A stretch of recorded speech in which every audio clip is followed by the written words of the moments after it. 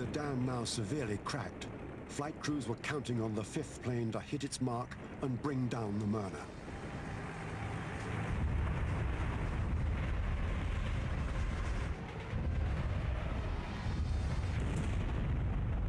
A breach 250 feet wide opened up the wall. With two bombs in exactly the right place, the Myrna Dam had been broken. Oh, look at it, for Christ's sake! From Gibson's standpoint, it must have been phenomenal to watch these two bombs go in.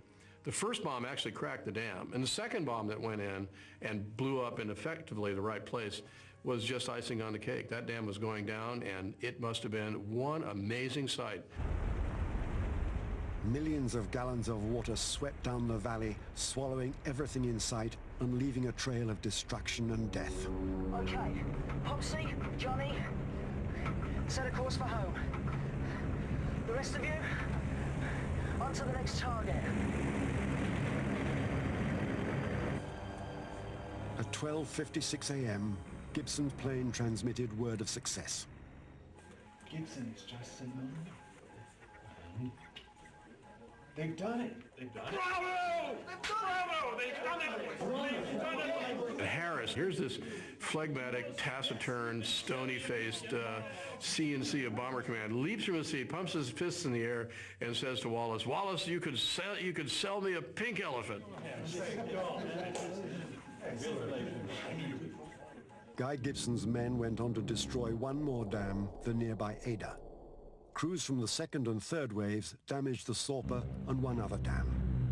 As the sun rose, the survivors touched down at Scampton Airfield. Although the mission was successful, the mood was a somber one. We did quite well, Mr. Wallace. Out of the 19 airplanes to take off in that mission, 8 are lost. If you take a look at the air crew, the number of air crew that are lost in that flight, you lose 56 people. That represents 42% losses. A very, very, very costly mission. Industry in the Ruhr Valley came to a standstill. 11 factories, including ironworks and armaments plants, had been completely destroyed. 114 more damaged. Power stations, bridges, and a military airfield had been swept away by the flood, as were more than 1,200 people. Upkeep had perhaps more physical impact than its critics have given it credit for.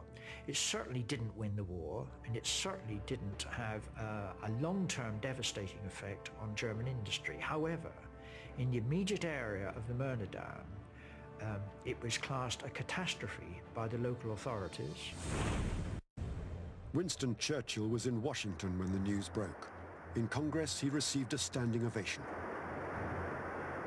Guy Gibson was awarded the Victoria Cross. 33 other men were also honored for their part in the mission. What it came to be is one of those times when ordinary men did extraordinary things in the face of almost incalculable odds and achieved an objective which no one, certainly not the Commander-in-Chief of Bomber Command himself, had thought would be possible, and they carried it off. The bouncing bomb would never be used again. The Germans knew darn well what it could do, and immediately after the operation, within 48 hours, it started to reinforce the dams with anti-aircraft guns, with smoke screens, with searchlights, and so dams virtually were off the agenda. And if you didn't use them against dams, it was very difficult to see what you could use them against. The dams raid was the start of a long relationship between Wallace and 617 Squadron. Over the next 2 years, he designed 2 more bombs that the squadron dropped on German targets, and even realized his dream of a 10-ton bomb.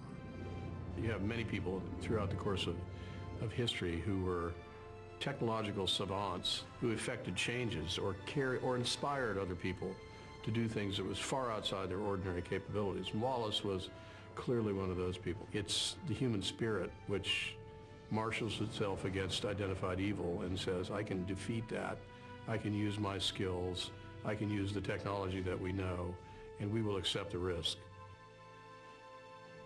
Wallace's last project was a Mach 5 aircraft designed to fly from London to Australia in just 3 hours.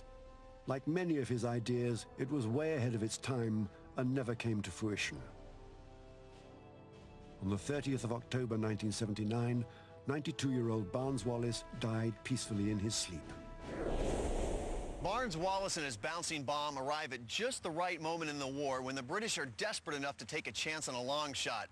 On a moonlit night in May 1943, one man's ingenious device, combined with the bravery and dedication of the Lancaster air crews, strike a blow to the Nazi war machine.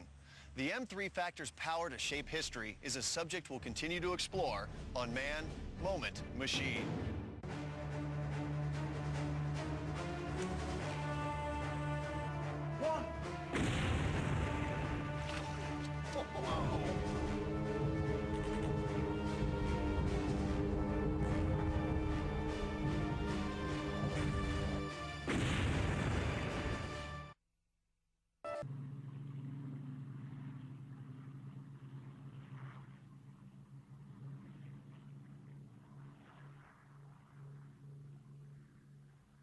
Well, I suppose there's nothing much we can do. Except wait. The AOC is waiting to take us back to Grantham.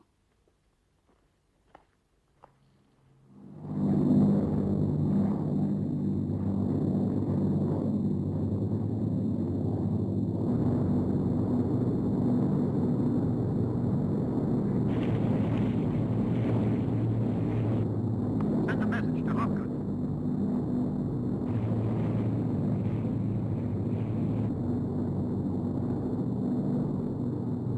Hey, Sparks.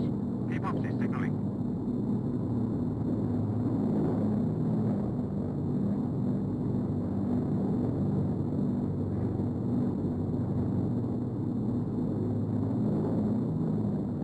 Bart is having a chat with Hopgood.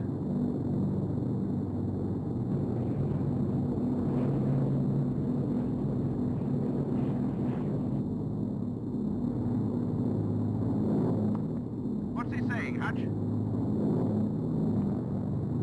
He says we're gonna get screechers tomorrow night.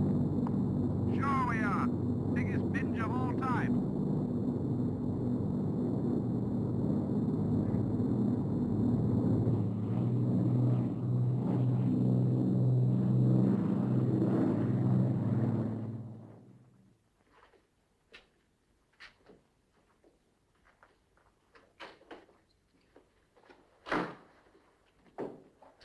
Carry on.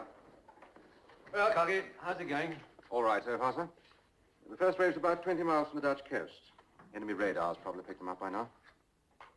Cheer up, Wallace. This is your night as well as theirs.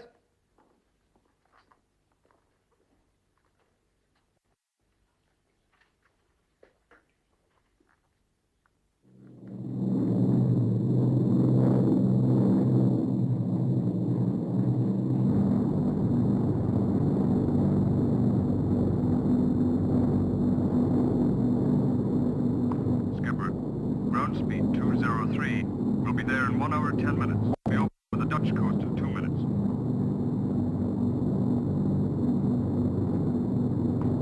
There it is now. Stand by, front gunner. We're going over.